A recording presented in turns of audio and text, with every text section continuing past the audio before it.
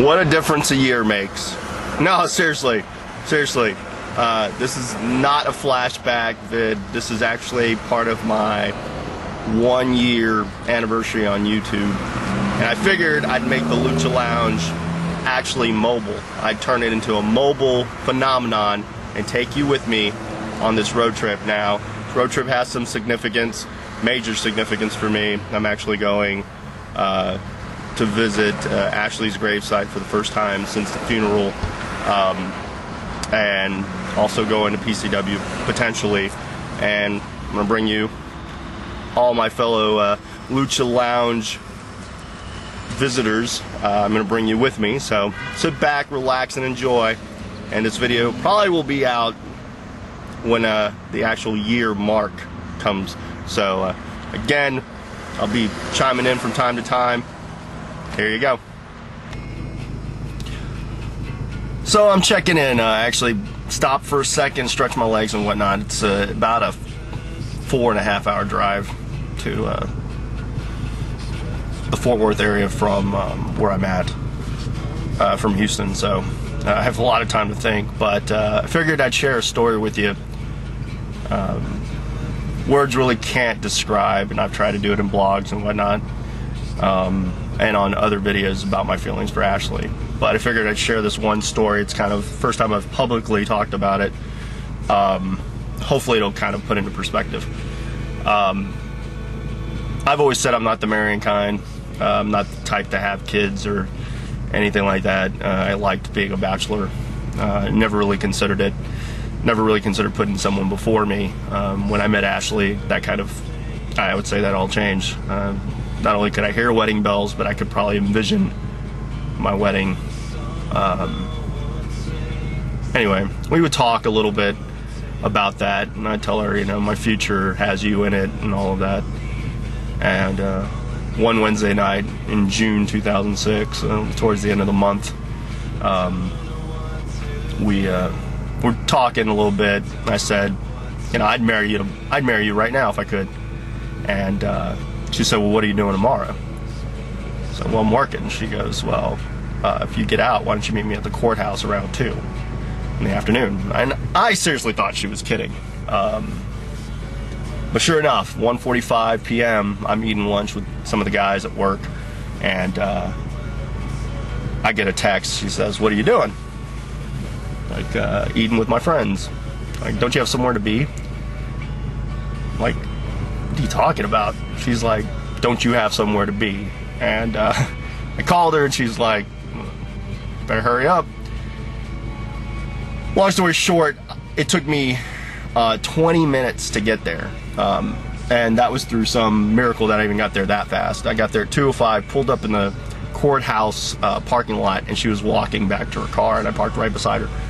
And I said, hey man, let's just go in now. She's like, why would I get married to you if you're gonna be late to your own wedding? So it's, you know, I always think of that story. I've told a couple of people about it, but I've never really shared it publicly. So needless to say, she's still an inspiration. And probably the next time I check in will be after I visit the gravesite, visit with her mom and her sister and whatnot, and then I'll be heading to PCW, and probably before that I'll share my thoughts. I had a good question about my time at PCW, so just checking in. I'll talk to you soon. Later. I figured I'd do this before I went any further. I said I was going to do it after the gravesite, but I don't think I'm going to. I'm going to do it right before I'm gassing up my car. So, real quick, I got asked by Stan Callahan of Indie Wars Radio this question. I have a long storied history with PCW, and he wanted to know what my best time was. And really, I could answer that. It's like a 3-part answer. Probably the first would be anytime I was given the ball, whether it be being cruiserweight champion and turning into sexy weight belt, and going from a guy that they weren't sure of to a guy that was part of the main roster, which was my plan. the time working Sabu was a big feather in my cap, I think, and let them know I could hang with a guy like that and deliver. You know, it wasn't just him, it was me. Genocide 2004, a match I actually have, which I probably will put out on here, or I have an edited version of it that I'll probably put out shortly. But I wrestled Mike Fox for the PCW heavyweight title, and I didn't beat him, but I felt that was the same show that had AJ Styles, Eddie Atlas, or Eddie Craven, and Jared Steele, and that was supposedly the headlining match, but I feel like me and Fox really went out there and gave those people one hell of a show and had a lot of drama. And I've always respected Mike in the ring and always respected what he could do, so that was a big deal. And then Triple Xmas 2004, where I actually beat two current TNA superstars in Lance Hoyt and Hernandez. Trying to think. And winning the title. Winning the title was great, but at the same time, I really didn't enjoy it. And I think that was indicative of most of my time. I didn't really just fully enjoy it. You'll notice the central theme soon. The second best time would probably be the time I was booking Uncut. From building talent to building a reputable show without putting myself on it.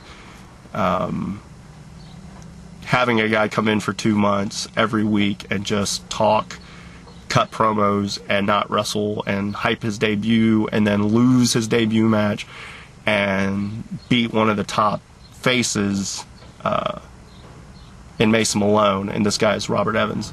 Or having the Uncut title even defended at Genocide 2004 as well. So, no, 2005. My apologies. Trying to think.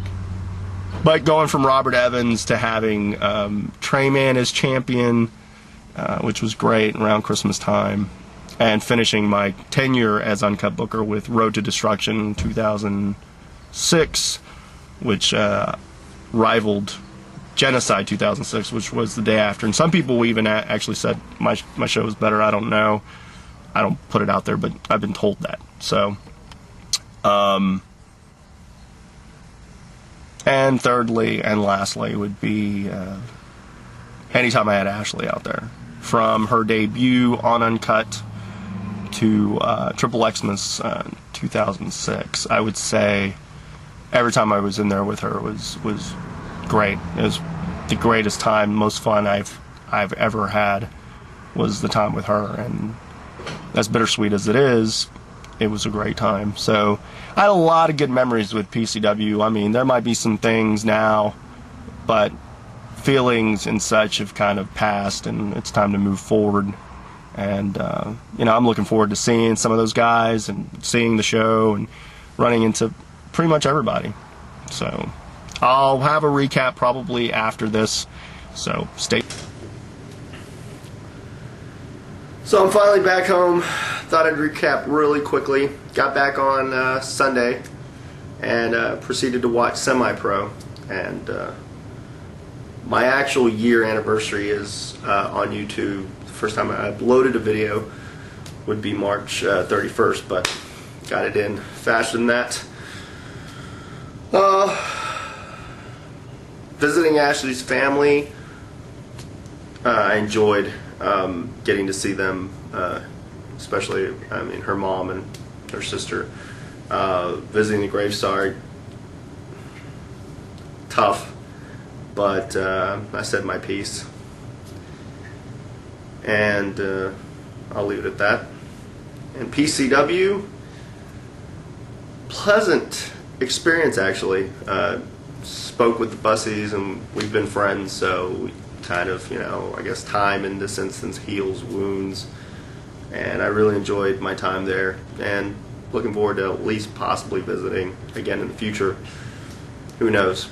Never say never. I've learned that much in wrestling, so we'll see. Again, thanks for watching. I'll be doing more road trips, so I'm going to be bringing this with me. and I hope you enjoyed it. Be on the lookout for a vid pretty quickly, possibly that Mike Fox, Steve DeMarco, Genocide 2004 PCW title match. Slightly edited for my pleasure. But again, as always, anytime you want to come visit, go ahead and come to the Lucha Lounge. Later.